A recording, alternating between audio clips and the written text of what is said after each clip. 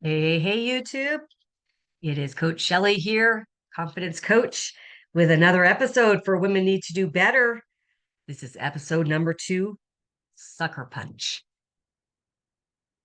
So, the sucker punch, it's really the focus about that emotional roller coaster that happens when we let someone else's mood or negativity affect our own. And in this episode, we're going to kind of understand and identify why this happens and what we can do to kind of create some emotional boundaries and have some figure out tools that will help you so that you can remain positive and still help support those loved ones. So, the reason this one came to mind is because I am one of those people that are happy in the morning. And when I worked in corporate, I would come into office. I would be that person I think that non-morning people don't like. I'm like, hope you have a great day. And I love to spread that positive energy. And I know I'm not everybody's cup of tea, but that's okay. I'm okay with that. And it's not like I would push it on them, but that is just who I am. I love being happy. I love being in a good mood. I love smiling and I love lifting other people's spirits. So when I'm in my great mood, I usually stay there.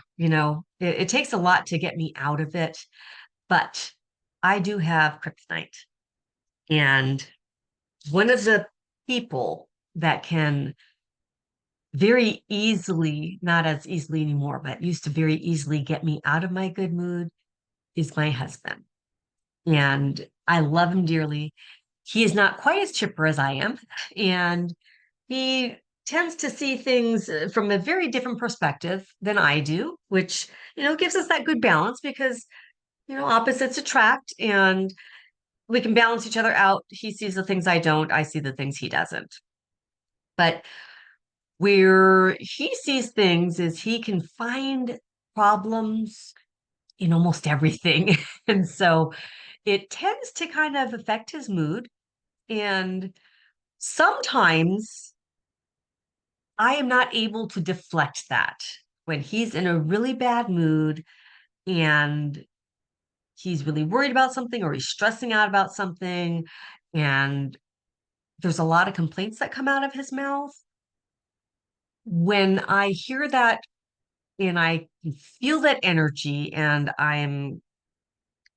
maybe I'm not, usually it's when I don't have my best energy. It's when I'm happy, but I don't have the most amount of energy that I normally do. That is when I get that sucker punch. That is when it takes the air out of my sails and it deflates me and I I get sucked into his negative mood. And then I'm bothered by it. I'm bothered by it because number one, I don't like him in a bad mood, and I don't like to be in a bad mood. And the two of us in the same house, under the same roof, in a bad mood is not really the best combination. So, what can I do about that? I mean, this has happened on multiple occasions, and usually it happens when I am tired. So, if I get up and I'm thinking about something that I'm a little stressed out about. I'm in a decent mood, but maybe not the happiest. And he gets up and he kicks his toe or something, or he trips, or his vision is not doing the best because with his health issues, different things will affect him at different times. Sometimes his eye won't focus. Sometimes he can't keep his balance. Sometimes, he gets pains and whatnot. Sometimes his blood sugar numbers, he can't control them and we don't know why. Various things. And for me, because I care so much about him, I don't want to see him upset. I don't like to see him stressed out. And when he is like that, in that mood where he just is so hyper focused on all the things that have gone wrong in his life, and that's where he puts his focus and energy, there's not a whole lot I can do to change that. And then I allow that to filter into me because I know I can't change it and I'm already not feeling the best mood myself. I let it take me down and I get that sucker punch. And I have been working on different things that I can do in order to change that because that emotional contagion, right? Where we catch the emotions of those people that are around us. It happens, and it especially happens when it's people that we are close to, people that we love. And part of that comes from our people pleasing triggers, right? We have empathy for them and we want to try to fix them. And we end up feeling responsible for their moods because we love them so much and we just want them to feel better because we know how much nicer it is to feel better. But we can't control them. We can only control our own response, right? We can't make them change their mood. And so that is what we would need to focus on to break that cycle. So, and for me, it's super easy to tell when I start absorbing his mood because I'll feel great and then he'll say something and I can't deflect it. And then part of me, I have to catch my mouth because I almost want to snap back or I want to say something snarky to just kind of get him to stop on that path. But I know if I respond in kind, where I'm going to be snarky or I'm going to say something negative back, it's not going to make him better. It doesn't make me better. I mean, sometimes it makes me feel good, right? We got to be honest about that. But it's not going to improve the situation. What will typically happen is it'll piss him off more, which will make me a little bit more aggravated. And then we just kind of go in that cycle, right? So that's when I have to make sure that I'm recognizing those emotional triggers, that he's lashing out. I got to pause and reflect. And most of the time, actually, all the time, I can say that with certainty. What people will say to you is a direct reflection of what's going on inside them. That's just how it is. It's a mirror reflection, but it is being projected onto you. So that's the first thing that when I pause and reflect on that, I'm trying to figure out, okay, I know it's not me and I don't know what it is that's bothering him, but it's not my responsibility. That's the first thing is to understand that is not my responsibility. I am my own responsibility. My emotions are my responsibility. How I behave is my responsibility. And it doesn't matter how tense I am, how frustrated I am, how irritated I am, how drained I am still responsible for how I interact. And so, in order for me to not absorb those negative energies, or if I have, help them just go through and release them, that pausing and reflecting is huge. And I noticed that when I can do that, then I start thinking about, okay, it is him, it is not me. And I have to tell myself that. It sounds kind of mean and cold, but it is the truth. Him snapping at me has nothing to do with me. It has everything to do with how he's feeling and how he sees the things that are going on in his life at that moment. So I would need to either remove myself from the room and go do something else. One of the things that I like to do is I'll put my earpods in and I will listen to either a podcast that's relaxing to me, some music, something that brings me that energy. And as I sit down and I love music. So as I sit down and I listen to the music, I take some deep breaths. That is the way that I can calm my system and regulate my breathing, regulate my vagus nerve, and bring me back to my center where I am neutralizing that negative energy. Now, you can't ignore it because um, that doesn't do anybody any good because it is something that happens. So you don't want to ignore it, but you want to acknowledge it, without judgment. Recognize, yeah, I got hooked. I let him get me in that bad mood. But you know what? And say this out loud because you hear yourself. And as ridiculous as it may sound, if you try this, you'll find that it does work. You say to yourself, I choose to be happy. I'm not going to let these negative feelings stay. I will not let that negative interaction corrupt my day. I choose to be happy. I love feeling happy, and I'm going to move on. Whatever it is that you need to tell yourself, that's what you do. And when you journal, you'll start learning more and more about how you think, how you feel, and ways to get you to get back to that place where you feel happy. When you can start working on yourself, you'll find that the external the external factors, the external environment, um, the external people, that impact you won't have as much impact on you anymore. And that's really what it boils down to is learning how to have control over yourself so that way it doesn't matter your environment. It doesn't matter what other people say because you have a strong enough sense of what you need and you can bring yourself back if you need to, or you can keep yourself in that energy and that positivity that you want to spend your day in. Because for me, when I'm in that positive energy, I can get so much work done. And my creativity can flow and I can do all the things that I have on my task list. Because for me, it really comes down to how do I want to live my life? Right.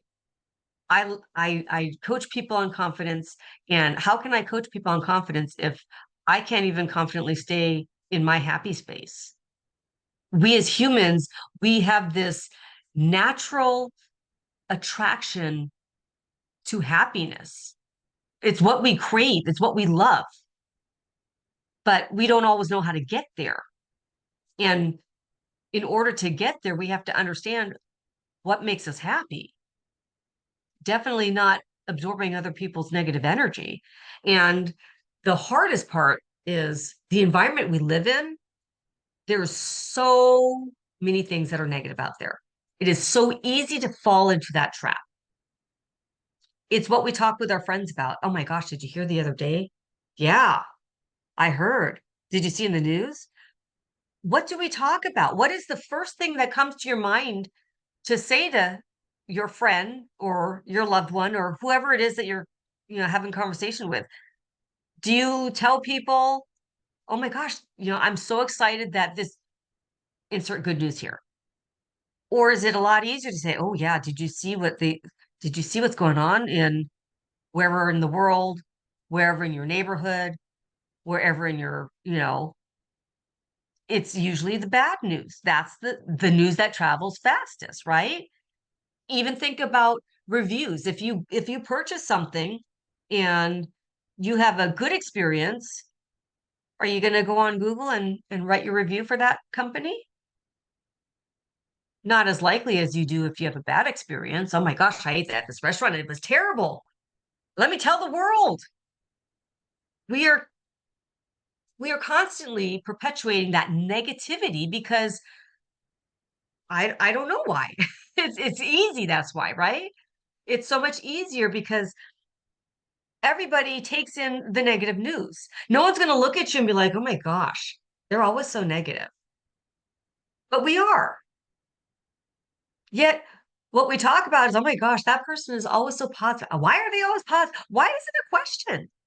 Why do we say that? Why is it a surprise that someone's always in a good mood? Because the rest of us aren't? Have you ever thought about that? Isn't that interesting? Oh yeah, she's always got a smile on her face. She's always laughing or singing. We notice those people. They stand out because they're not all around us. And if you were to catch the bus, look at the faces of everybody on the bus. How many people have a smile on their face and how many people just kind of are just there or have a grumpy look on their face? Or what about the grocery store? Do a social experiment and check out people watch. I love people watching. It's very interesting.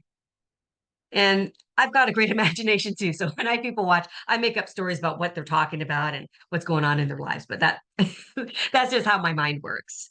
But it's also what makes me laugh because I just make up the most ridiculous stories that probably aren't even true, but just because, and it doesn't matter if it's true or not. It makes me smile. It puts me in a good mood. And I'm not hurting anybody. It's not like I'm making up bad stories about people. I make up all kinds of stuff.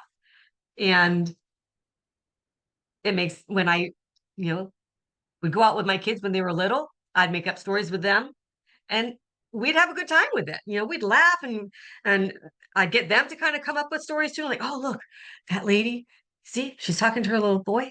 Yeah, she's gonna tell him a surprise because you know what? After this, they're gonna go out for ice cream. It's like, what, really? I go, oh yeah. And she's going to take him and he's going to get his favorite flavor because they haven't had it in the store for so long that she found out because she called ahead and found out that they have his favorite flavor. So she's going to surprise him. And it's not even his birthday. And I just make up things like that. I just make up whatever sounds good, whatever comes to my head. But that's part of protecting your energy is refocusing, right? It's about bringing something positive to focus on because whatever we focus on, we bring more of into our lives, which is why I like making up stories. Like, why not? I like feeling good. I like laughing. And actually, there is an exercise, and I guarantee it will work 100% of the time, but you actually have to do it. So the exercise goes if you laugh on purpose 10 times, by the 10th time that you're laughing, you'll really actually be laughing.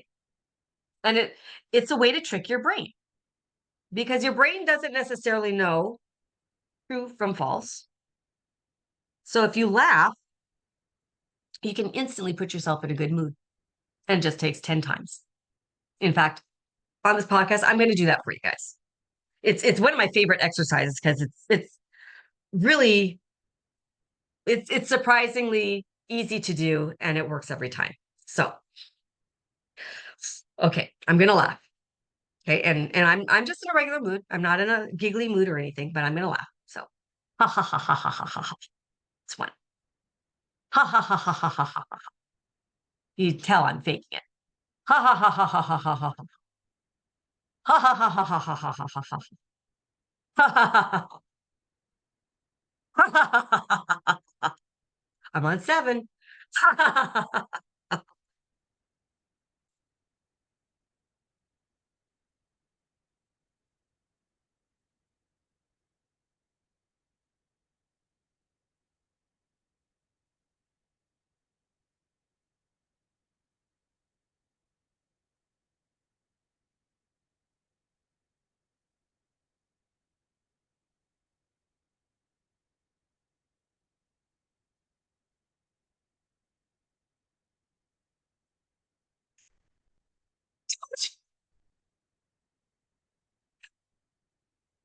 It's easy.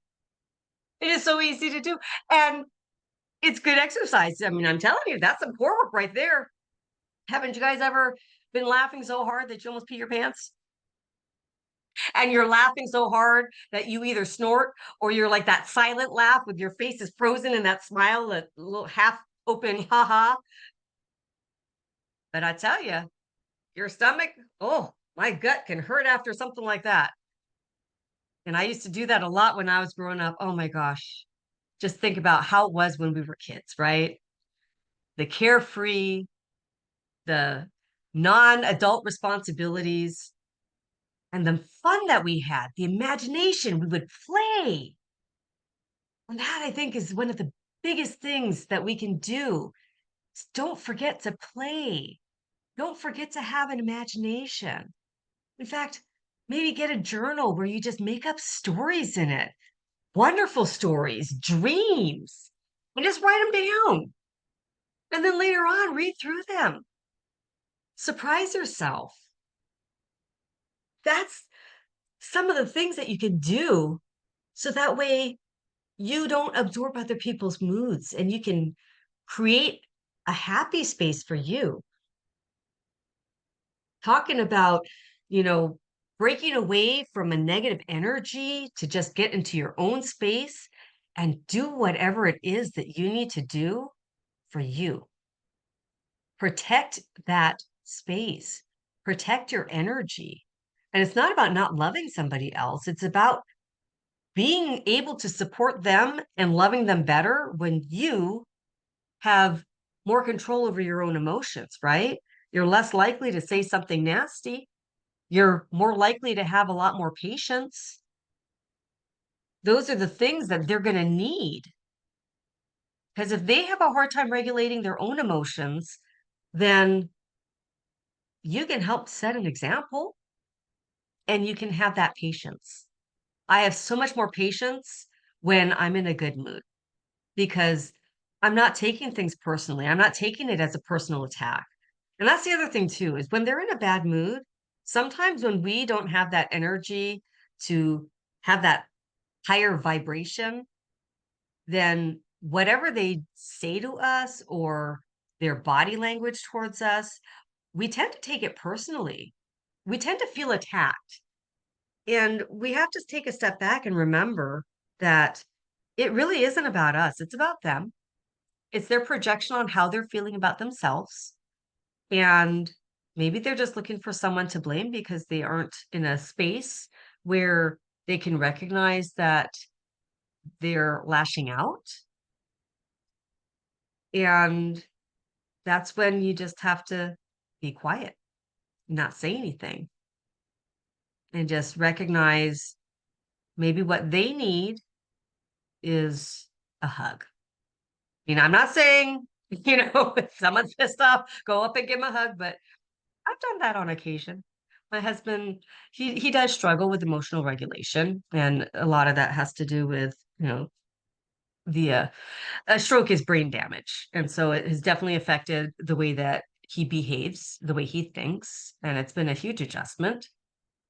But I've also seen a lot of growth in him, and I've seen a lot of change where he is trying. It's a struggle, and I can recognize that, but it helps when at least one of you has that patience, has the space to allow them to be upset and not take it personally,